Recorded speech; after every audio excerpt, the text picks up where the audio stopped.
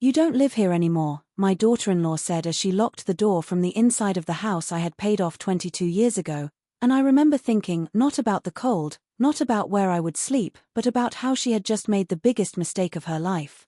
I didn't knock. I didn't raise my voice. I didn't even call my son, even though I could see his silhouette moving behind the curtains, pretending not to notice me standing on the porch like a stranger. Instead, I stepped back, adjusted my coat, and looked at the front door the same way I used to look at it when my husband, Richard, was still alive, solid oak, hand-polished, installed the summer we finally finished paying off the mortgage. Back then, that door meant safety. Now it meant something else entirely. The evening air was cooler than I expected for early October, a quiet suburban street in Ohio settling into that stillness that comes right before night. A neighbor's sprinkler clicked rhythmically across the lawn next door, and somewhere down the block, a dog barked once and then stopped. Everything felt normal. Too normal. Like the world hadn't quite caught up to what had just happened. I could still hear Ashley's voice in my head, calm and certain, as if she had rehearsed that sentence. "You don't live here anymore. Not we need to talk, not this is temporary. Final. Clean. Calculated." And yet, what stayed with me most wasn't her words, it was the way she didn't look angry when she said them. She looked confident. Certain she had already won. I slipped my phone out of my purse and checked the time. 6:12 p.m. Earlier than I expected. I had thought she would wait until later, until it was dark, until it would feel more dramatic. But Ashley had always preferred control over drama. Even in small things. Like rearranging my kitchen without asking. Or correcting the way I folded towels. Or slowly, quietly, moving my documents from the desk drawer into a folder I didn't recognize. I noticed those things. I always noticed. I just didn't say anything. People assume silence means weakness. They're wrong. Silence is observation. And observation, over time, becomes understanding. 2 days earlier, I had stood in that same kitchen, watching Ashley wipe down a counter that was already clean, her movements precise, deliberate. "You shouldn't worry about the house so much anymore," she had said without looking at me. "It's a lot for someone your age." I remember smiling politely, the way I always did, even as something cold settled in my chest. Not fear. Recognition. That was the moment I knew this wasn't just tension. It was a plan. I reached into my purse again, not for warmth this time, but for confirmation. The folded document was still there, exactly where I had placed it that morning before I left for the grocery store, the original deed, notarized, dated, undeniable. My name. Mine. Not my son's. Not hers. Mine. I let out a slow breath and glanced once more at the house, at the windows, at the faint movement behind the curtains where they thought I couldn't see. I wondered, briefly, if my son felt anything at all in that moment. Regret. Doubt. Or if he had already convinced himself that this was justified, that this was practical, that this was somehow necessary. It didn't matter. What mattered was timing. And I had already chosen mine. I tapped the screen of my phone and brought it to my ear, listening to the quiet ring on the other end. I didn't rush. I didn't hesitate. When the line connected, my voice was steady, almost calm. "Yes," I said, my eyes still fixed on the front door that had just been closed to me. "I'd like to report something." I stayed on the line just long enough to give my name and address, speaking clearly, carefully, as if I were placing something fragile down on a table instead of reporting what had just happened, and when the dispatcher asked if I felt safe, I paused for a moment, not because I was unsure, but because the question itself felt misplaced, as if safety had anything to do with what was unfolding. "I am standing outside my residence," I said, my voice even, "and I have reason to believe I am being unlawfully denied access to my own property." There was a brief silence on the other end, the kind that told me the wording mattered, that it shifted the situation from something emotional into something procedural, and that was exactly where I wanted this to be, not a family argument, not a misunderstanding, but a matter of record, of documentation, of fact. I ended the call and slipped the phone back into my purse, then moved slowly down the front steps, not leaving, just repositioning myself on the walkway where the porch light did not cast shadows across my face, where anyone looking out would see me clearly, standing straight, composed, Not pleading, not pacing, just waiting. I had spent 46 years learning how to wait. I thought about the first time I stepped into this house, how the floors had still smelled faintly of varnish and fresh paint, how Richard had carried in the first box himself even though his back had already been bothering him, insisting that this place would be ours, truly ours. No landlords, no uncertainty, just walls that held what we built inside them, birthdays, quiet Sunday mornings, arguments that softened into laughter, and later, after he was gone, silence that I learned to live with, not because I wanted to, but because it was mine to live with. Everything about this house had my fingerprints on it, not just in the obvious ways, but in the decisions no one noticed, the repairs handled, the bills paid on time, the way I kept everything steady so no one else had to think about it, including my son, Daniel, who used to run through this very yard with scraped knees and grass-stained shoes, who used to stand at that same front door waiting for me to come home from work, and now stood behind it, choosing not to open it. I did not need to see his face to understand that. I could feel it in the stillness inside, the absence of movement that was too deliberate to be accidental. Ashley, on the other hand, moved differently. I could see the shadow of her passing by the front window once, quick, controlled, checking, always checking, making sure I was still there, making sure the scene remained exactly as she intended it. She had always been good at that, managing appearances, shaping narratives. Even when she first came into our lives, she knew how to say the right things, how to present herself as helpful, considerate, attentive, but over time, the edges showed, not in dramatic outbursts, but in small corrections, small exclusions, small shifts that added up to something else entirely. I remembered the day she suggested putting all the household documents in one place for convenience, how she had smiled as she said it, how Daniel had agreed without hesitation, how I had simply nodded and let her do it, because I wanted to see how far she would go, because sometimes the only way to understand someone's intentions is to give them the space to reveal them, and she did, piece by piece, until tonight, until the lock clicked from the inside and she believed the story was finished. I glanced down at my watch again, 6:24 p.m., 12 minutes had passed, not long, but long enough for anticipation to settle into something quieter, something steadier. I could feel the rhythm of my own breathing, even, controlled, the same way it used to be when I sat in waiting rooms years ago, when Richard was in and out of appointments, when uncertainty became something familiar, something you learned to sit beside without letting it take over. I shifted my weight slightly and looked down the street, headlights in the distance, not close yet, but coming, and for the first time since the door closed behind me, I allowed myself the smallest hint of something else, not relief, not satisfaction, but certainty, because this moment, this exact moment, was not something that had been forced on me, it was something I had prepared for, quietly, carefully, long before Ashley ever reached for that lock, and as the approaching lights grew brighter, reflecting faintly off the windows of the house that still, unmistakably, belonged to me, I realized that what she had taken for an ending was simply the point where everything would begin to turn. The headlights slowed as they approached the curb, casting long beams across the front of the house, and for a brief moment the windows reflected back a version of the scene that felt almost staged, like something arranged too carefully to be accidental.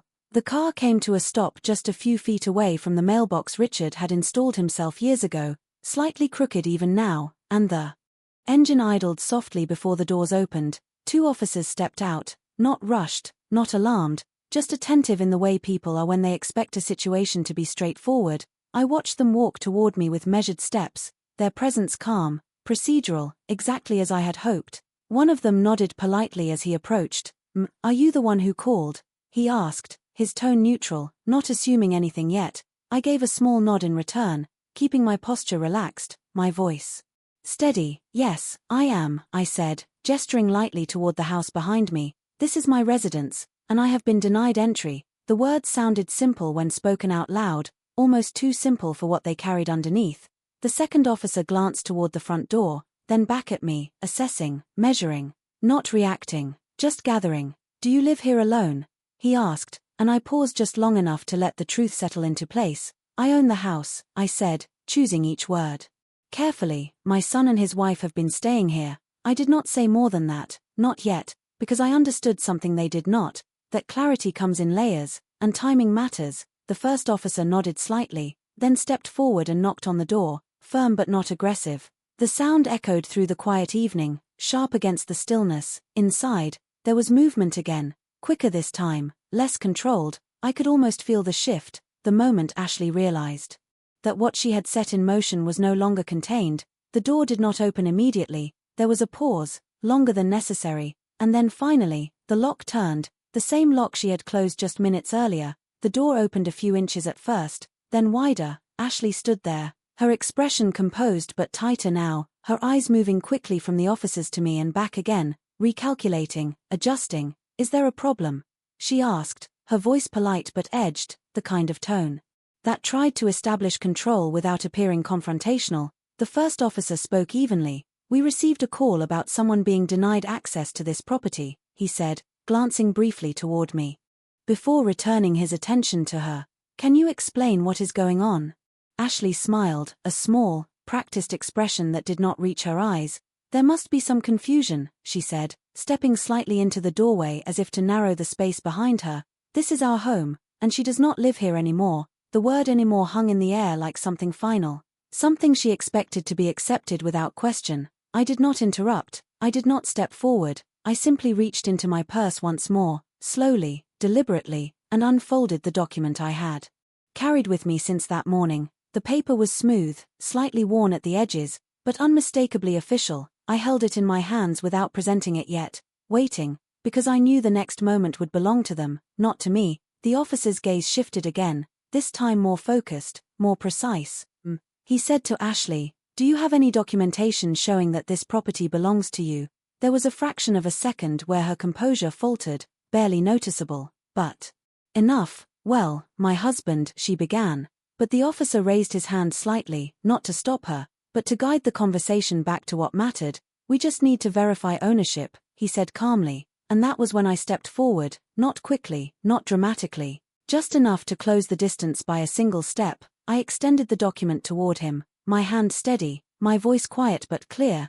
"The house is in my name," I said, and for the first time since the door had closed on me, I saw something change, not in the officers, but in Ashley. The certainty she had held so tightly began to loosen, not all at once, not visibly enough for anyone else to call it out, but I saw it, because I had been watching her long enough to recognize the moment when control begins to slip, and I knew, as surely as I knew the weight of that document in my hand, that this was only the beginning of that shift. The officer took the document from my hand and unfolded it carefully, his eyes scanning the lines with a quiet focus that seemed to slow everything around us. Even the faint hum of the car engine behind him felt distant now, as if the entire street had leaned in to listen. Ashley did not move, but I could see her thinking, recalculating each second, searching for something to hold on to, something to say that would pull the moment back under her control. "There must be some mistake," she said finally, her voice still measured, but thinner now, less certain than before. "My husband handles all of that," she added, as if that explanation alone could shift the weight of what was happening. The officer did not respond right away. He simply continued reading, turning the page once, then again, methodical, precise. When he looked up, his expression had not changed much, but there was a clarity in it now that had not been there before. He said, addressing Ashley directly, "This document shows that the property is legally owned by Margaret Collins." He gestured slightly toward me, not dramatically, just enough to place the fact where it belonged, in the open, undeniable. Ashley blinked once, then forced the small laugh, the kind people use when they are trying to soften something that is no longer soft. "Well, yes, technically," she said, "but we live here now, we have been taking care of everything." The words came quickly, overlapping slightly, as if speed might make them stronger, but the officer remained steady, unmoved by tone or pacing. "Ownership determines legal access," he said simply, and in that moment, the conversation shifted completely, no longer about opinions, no longer about arrangements, just about what could be proven and what could not. I stood where I was, not stepping forward, not interrupting, because there was no need. The truth, once placed in the right hands, tends to speak for itself. The second officer, who had been quiet until now, stepped slightly to the side, his gaze moving past Ashley into the house, not intrusive, just observant. "Sir," he called gently, and that was when Daniel appeared, slower than Ashley had been, his posture uncertain, his eyes moving between me, the officers, and the paper still in the first officer's hand. "What is going on?" he asked, but the question sounded less like confusion and more like hesitation, as if he already knew. The answer, but did not want to say it out loud. I watched him carefully, the same way I had watched him as a child when he tried to hide something behind a half-finished explanation, the same slight shift in his shoulders, the same avoidance of direct eye contact. Some things do not change, even as people grow older. The officer turned slightly toward him, maintaining the same calm tone. "We are verifying who has legal right to this property," he said. "Your mother has provided documentation that she is the owner." Daniel's gaze flickered to me then, just for a second, and in that brief moment, I saw something I had not seen in a long time, not anger, not defiance, but uncertainty, the kind that comes when a story you have been telling yourself begins to unravel. "Mom," he said, his voice lower now, less certain than I had ever heard it, but I did not respond, not yet, because this was not a moment for reassurance or explanation. This was a moment for recognition, for him to see clearly what had been there all along. Ashley, however, was not finished. "We have been living here for over a year," she said, her tone sharpening slightly. "We have mail, bills, everything addressed here." She gestured behind her, as if the presence of furniture and routine could somehow outweigh the document in the officer's hand, but the officer shook his head once, not dismissively, just firmly. "That does not change ownership," he said, "and it does not give you the right to deny access to the legal owner." The words landed quietly, but they carried more weight than anything that had been said so far. I could feel the shift again, stronger this time, the balance tilting in a way that could not be corrected with explanation or tone. Ashley's posture stiffened, her confidence no longer smooth, now edged with something else, something closer to urgency. But urgency does not replace evidence, and evidence, once acknowledged, does not retreat. I took one small step forward then. Not to assert myself, not to confront, but simply to close the space that had been created. My eyes moved from the officer to the doorway, to the threshold I had crossed thousands of times without thinking, and I realized that for the first time that evening, I was no longer standing outside of it in uncertainty. I was standing just one step away from walking back into something that had never stopped being mine, no matter who had tried to rewrite it. The space between me and the doorway felt different now, not like a barrier, but like a threshold waiting to be crossed, and for the first time that evening, no one was pretending it belonged to anyone else. The officer stepped slightly aside, not in a dramatic gesture, but in a way that made it clear the decision had already been made. "You have the right to enter your home," he said, his voice steady, neutral, as if stating something that had always been obvious. Ashley did not move at first, her hand still resting lightly on the edge of the door, but her grip had changed, no longer confident, now uncertain, as if she were holding on to something that was already slipping away. "This is not fair," she said, her voice tighter than before, and I noticed how the words sounded less like a statement and more like a reaction. Something said when control begins to break. I did not answer her. I did not look at her directly. Instead, I stepped forward, one step, then another, slow and deliberate, until I reached the doorway. The familiar scent of the house reached me before I even crossed the threshold, a mixture of wood, fabric, and something faintly floral from the cleaner Ashley preferred. It was different from how I used to keep it, but it was still mine. I paused just long enough to take it in, not out of hesitation, but out of recognition, because moments like this deserve to be understood fully, not rushed through.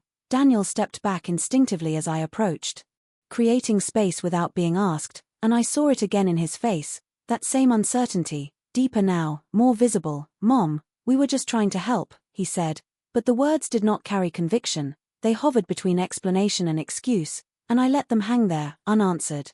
Because some statements reveal more when they are not challenged. I moved past him into the living room, my eyes scanning the space slowly, not searching, just observing. The furniture had been rearranged slightly, a chair moved closer to the window, the coffee table shifted a few inches to the left, small changes, but intentional ones, the kind that signal ownership, or at least the attempt of it. I noticed a stack of mail on the side table, envelopes with both their names on them, mixed in with a few addressed to me that had never been opened. I did not touch them, not yet, because I understood that reclaiming something is not about rushing to correct every detail. It is about establishing the truth first, everything else follows. Behind me, I could hear the officers speaking quietly with Ashley, their tone calm, procedural, explaining, not arguing, and that difference mattered, because it meant the situation had moved beyond her influence, beyond her ability to reshape it with tone or insistence. I walked slowly toward the hallway, my steps familiar even after everything, the floorboards responding the way they always had, a soft, almost unnoticeable sound beneath each step. I passed the framed photographs on the wall, images of birthdays, holidays, years that felt both distant and immediate at the same time. I did not stop to look at them closely, not because they did not matter, but because I already knew what they held. What mattered now was the present, the clarity of it, the way everything had shifted without noise, without confrontation, just a steady realignment of what had always been true. I reached the doorway of my bedroom and paused. The door was slightly ajar, the same way I had left it that morning, untouched, unchanged, and in that small detail, I found something grounding, something that reminded me that not everything had been altered, not everything had been taken. I rested my hand lightly on the doorframe, not to steady myself, but to acknowledge the space, to confirm it was still here, still mine, just as it had always been. Behind me, the front door remained open, the quiet presence of the officers still anchoring the moment, but I no longer needed to look back, because the shift had already happened, not loudly, not dramatically, but completely, and as I stood there, inside my own home, I understood something with a clarity that did not require explanation, that control, real control, is not about who raises their voice or who claims a space the loudest. It is about who holds the truth long enough for it to be seen, and once it is seen, it does not need to fight to remain. The house settled into a quiet that felt different from before, not empty, not tense, just aware, as if every object had recognized the shift and was adjusting to it in its own way. I stepped fully into the bedroom and let the door rest open behind me, not closing it, not claiming privacy, because there was nothing left to hide. The bed was still made the way I had left it that morning, the corners tucked in precisely, the pillows aligned the way Richard had always liked, and for a moment, I allowed myself to stand there without moving, not out of hesitation, but out of acknowledgement, because this room had held more of my life than any other place in the house, and it deserved that pause. I moved to the dresser and placed my purse down carefully, then unfolded the document again, smoothing it flat against the wood surface, the same surface that had held bills, letters, and small everyday decisions for decades. It felt right there, not as evidence anymore, but as confirmation. I could hear footsteps in the hallway, slower now, less certain. Daniel appeared at the doorway, stopping just short of entering, as if he no longer knew where he was allowed to stand. "Mom," he said again, but this time there was no explanation following it, just my name, waiting for something I had not yet decided to give. I turned to look at him, really look at him, not as a child I had raised, but as a man who had made choices, and I saw how those choices were beginning to settle on him, not dramatically, not all at once, but in small ways, in the way his shoulders lowered slightly, in the way his eyes did not quite meet mine for more than a second. "You knew," I said quietly, not as a question, but as a recognition. He exhaled slowly, the sound almost imperceptible, and nodded once. "A small movement, but enough." "She said it was temporary," he replied, his voice careful, as if choosing each word might change what it meant. "She said it would be easier this way." I listened without interrupting, not because I agreed, but because I understood that explanations often reveal more than they intend to. "Easier for who?" I asked, and the room held that question in a way that made it impossible to ignore. He did not answer right away, and in that silence, the truth became clearer than any response could have made it. I nodded slightly, not in agreement, but in acknowledgement, then turned back to the dresser, folding the document once more, placing it back into my purse with the same care I had shown earlier. Behind us, I could still hear Ashley speaking in low tones with the officers, her voice controlled again, but strained, the edges no longer smooth, the certainty gone, replaced with something else, something closer to resistance.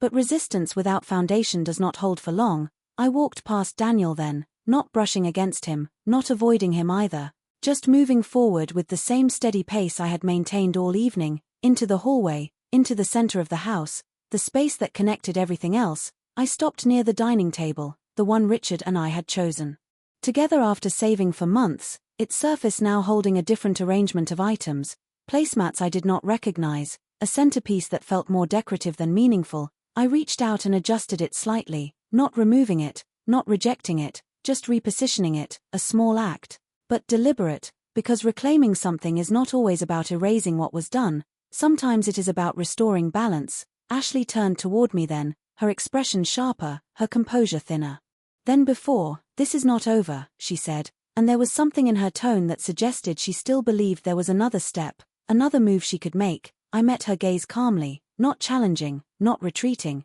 It already is, I said, my voice even, and I did not need to raise it for the words to carry, because they were not meant to convince her, they were meant to mark the moment, to define it clearly, without confusion. The officers exchanged a brief glance. Then one of them nodded slightly, as if acknowledging that what needed to be established had already been established, and in that quiet agreement, the situation settled into something final, not dramatic, not loud, just complete. I stood there, in the center of my home, aware of every detail, every shift, every quiet acknowledgement that had brought us to this point, and I understood that what had changed was not the house, not the walls or the rooms or the objects within them, but the illusion that had been placed over it, and now that illusion was gone, leaving only what had always been there, steady, undeniable, and mine.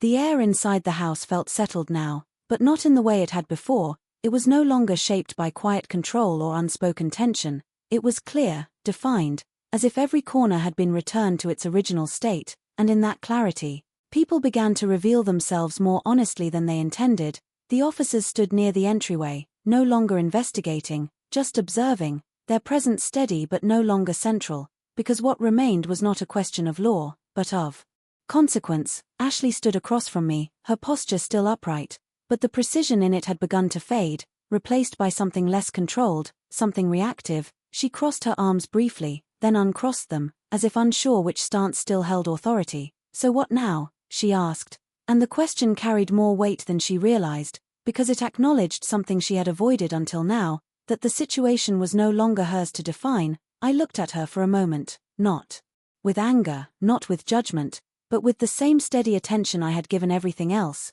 "Now," I said calmly, "we return things to where they belong." I did not elaborate, because the meaning was already clear. It was not about removing her or forcing a scene, it was about restoring order, the kind that does not require volume to be understood. Daniel shifted slightly behind her, his presence uncertain, caught between two realities that no longer aligned. "Mom, we can work this out," he said, but his voice lacked direction, as if he was speaking more to ease the moment than to resolve it. I turned my gaze to him briefly, not dismissing him, but not inviting further explanation either. "You had time to work it out," I replied, and the words were not harsh, just accurate, and accuracy, when delivered without emotion, tends to land deeper. He lowered his eyes slightly, not in shame exactly, but in recognition, the kind that comes too late to change what has already been set in motion. I moved toward the side table again and picked up the small stack of unopened mail, flipping through it slowly, noting dates, names, the quiet evidence of time passing while decisions were being made without me. I set it back down neatly, aligning the edges, restoring a small sense of order in a space that had been subtly rearranged. Ashley watched me closely, her expression tightening again, searching for a reaction that was not coming. "You cannot just pretend nothing happened," she said, and there it was, the need for acknowledgement, for conflict, for something that would validate the way she had approached all of this. But I shook my head slightly, not in disagreement, but in correction. "I am not pretending," I said, my voice steady. "I am recognizing exactly what happened, and that difference mattered, because recognition does not escalate, it defines." The officer nearest the door cleared his throat softly, not interrupting, just reminding us of his presence.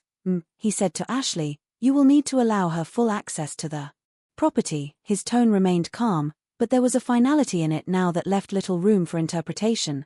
Ashley exhaled slowly, her shoulders lowering just enough to show that the resistance was no longer holding. "Fine," she said, the word short, contained, but no longer certain. I did not respond to it, because acceptance, even reluctant acceptance, does not require acknowledgement to take effect. I turned instead toward the hallway again, walking through the space with quiet familiarity, not reclaiming it in a dramatic sense, but simply existing within it as I always had, each step reinforcing what had already been established. Behind me, I could hear the subtle shift in movement, the officers preparing to leave, their role complete, their presence no longer needed. The front door remained open for a moment longer, letting in the cool evening air, before one of them gently pulled it closed behind him, not locking it, just closing it, returning it to its natural state. And in that small, almost unnoticed action, there was a quiet symbolism that did not need to be spoken. The house was no longer something being controlled or defended, it was simply what it had always been, a place that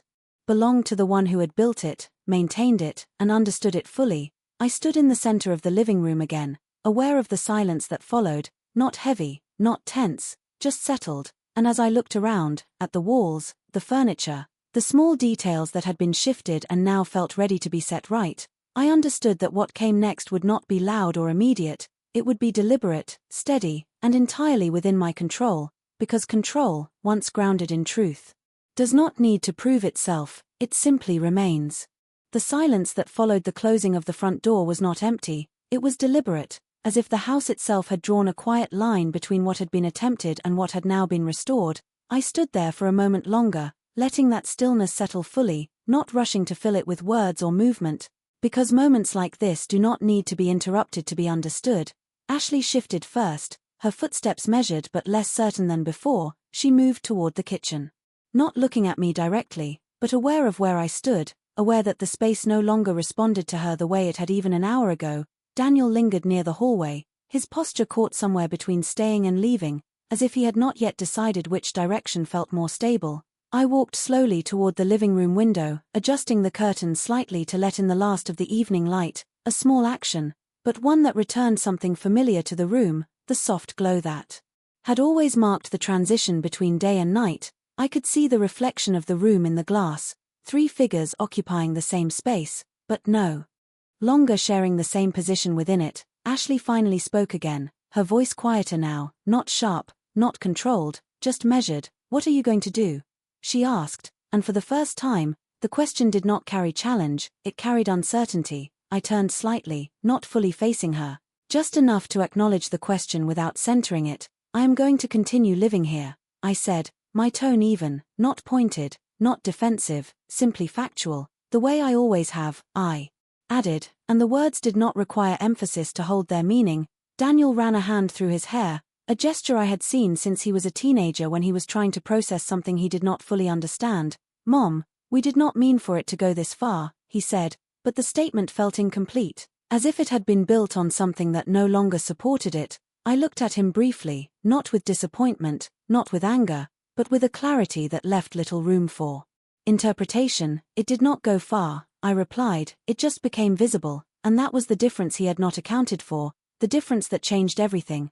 Ashley leaned slightly against the counter, her composure now quieter, less structured. "We moved things around because we thought it would help," she said, her voice softer, but still holding on to something that resembled justification. I nodded once, not agreeing, but acknowledging the statement. "Then we will move them back," I said, and I stepped toward the center of the room again, picking up a small decorative tray from the coffee table and placing it back where it had originally belonged, not with force, not with emphasis, just with intention, each movement small, controlled, and clear. Ashley watched me, her eyes following each adjustment, each quiet correction, and I could see that she understood what I was doing, not undoing her entirely, but re-establishing something she had tried to replace. The structure of the house was not changing, but its meaning was being restored.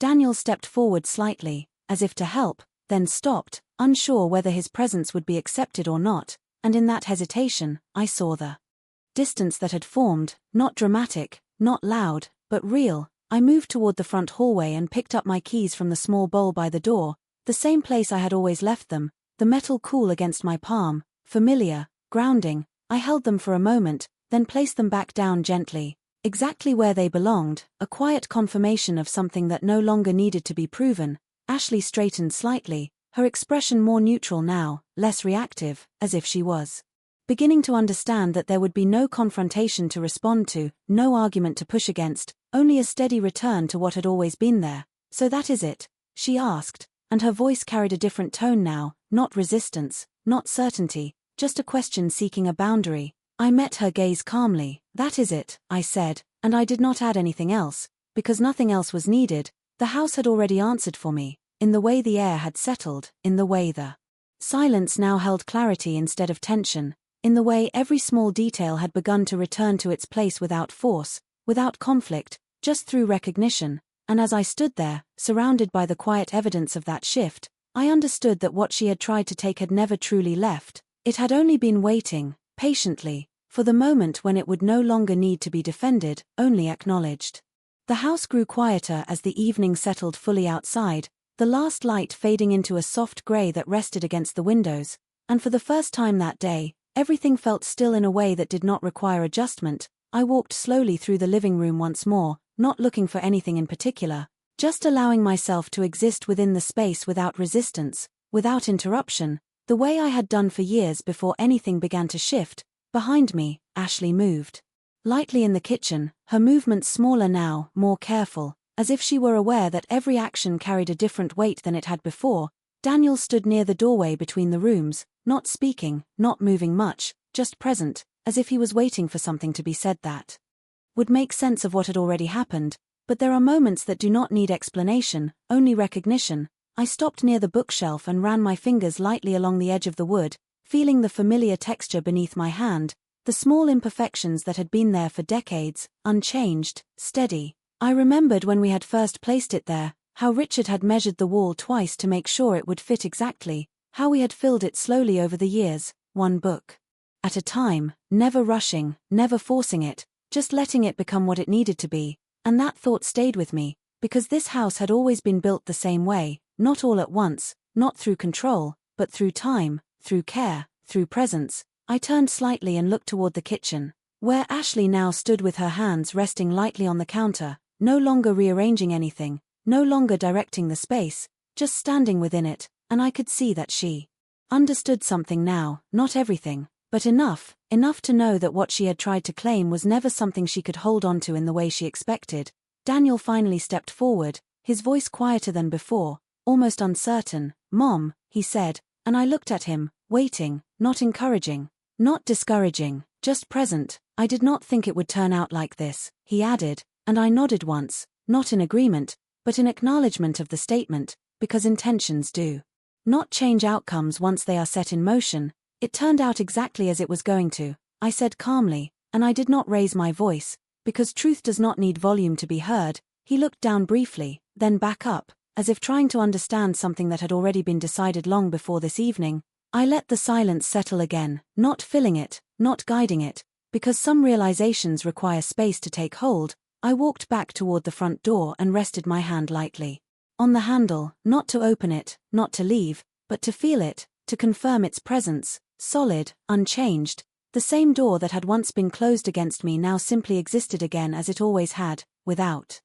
intention, without resistance. I turned the lock gently, hearing the quiet click as it settled into place, not as a barrier, but as a function, a part of the house that responded to me the way it always had, and in that small sound, there was a finality that did not need to be announced. I stepped back and looked around one last time, not searching, not questioning, just seeing, truly seeing, the space as it was, not as it had been altered, not as it had been claimed, but as it remained beneath all of that, steady, grounded, unchanged. Ashley moved slightly, as if to say something, then stopped, her expression quieter now, no longer shaped by control or urgency, just present, and I realized that this moment, this quiet, settled moment, was the only conclusion it needed, not dramatic, not loud, just clear. I adjusted the curtain once more, letting the last trace of evening light fade naturally into the room, and then I turned away, not from them, but from the need for anything more.